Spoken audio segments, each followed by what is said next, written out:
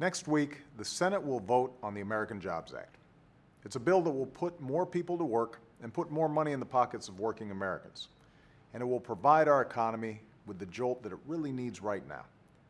This is not the time for the usual games or political gridlock in Washington. The challenges facing financial markets around the world could have very real effects on our own economy at a time when it's already fragile. But this jobs bill can help guard against another downturn here in America. This isn't just my belief. It's what independent economists have said. Not just politicians, not just people in my administration. Independent experts who do this for a living have said that this jobs bill will have a significant effect for our economy and middle-class families all across America. But if we don't act, the opposite will be true.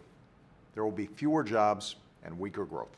So any senator out there who's thinking about voting against this jobs bill needs to explain why they would oppose something that we know would improve our economic situation.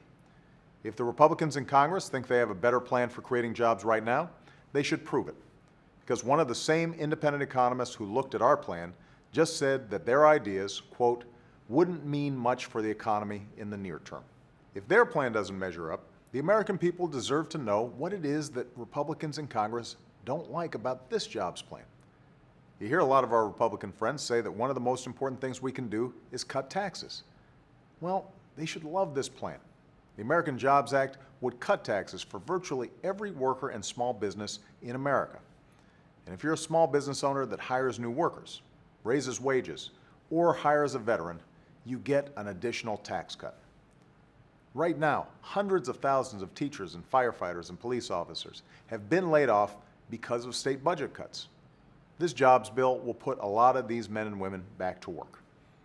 Right now, there are millions of laid-off construction workers who could be repairing our bridges and roads and modernizing our schools.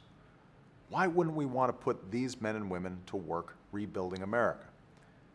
The proposals in this bill are steps we have to take if we want to build an economy that lasts, if we want to be able to compete with other countries for jobs that restore a sense of security for the middle class. But we also have to rein in our deficit and start living within our means, which is why this jobs bill is paid for by asking millionaires and billionaires to pay their fair share. Some see this as class warfare. I see it as a simple choice. We can either keep taxes exactly as they are for millionaires and billionaires, or we can ask them to pay at least the same rate as a plumber or a bus driver. And in the process, we can put teachers and construction workers and veterans back on the job. We can either fight to protect their tax cuts, or we can cut taxes for virtually every worker and small business in America, but we can't afford to do both. It's that simple. There are too many people hurting in this country for us to simply do nothing. The economy is too fragile for us to let politics get in the way of action. The people who represent you in Washington have a responsibility to do what is best for you, not what's best for their party or what's going to help them win an election that's more than a year away. So I need you to keep making your voices heard in Washington. I need you to remind these folks who they work for. And I need you to tell your senators to do the right thing by passing this jobs bill right away. Thanks so much.